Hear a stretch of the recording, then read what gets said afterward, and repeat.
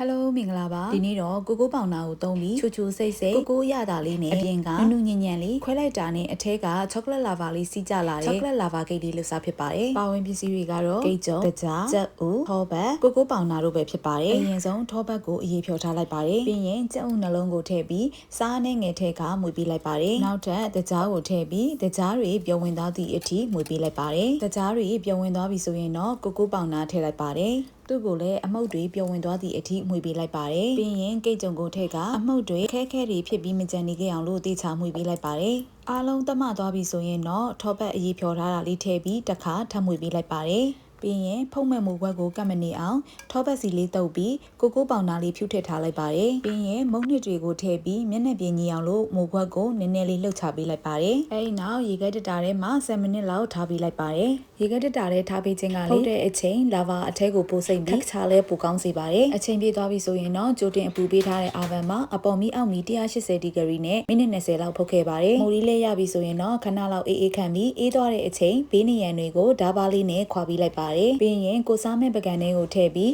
အိုက်စစ်ရှုကတကြားအမှုတ်လေးတွေကိုလည်းအပေါ်ကနေဖြူထည့်လိုက်ပါတယ်။ဒါဆိုရင်တော့ချိုစိတ်စိတ်ကိုအရသာလေးနဲ့စားလိုက်တာနဲ့ချောကလက်အရသာကိုပြည့်ဝခံစားရစေတဲ့လာဗာကိတ်လေးရပါပြီရှင်။ဒီနေ့အတွက်ဗီဒီယိုလေးကတော့ဒီလောက်ပါပဲနော်။ဗီဒီယိုကိုအဆုံးထိကြည့်ပေးသူအားလုံးကိုကျေးဇူးပါ။နောက်ထပ်ဗီဒီယိုတွေမှာပြန်တွေ့မယ်နော်။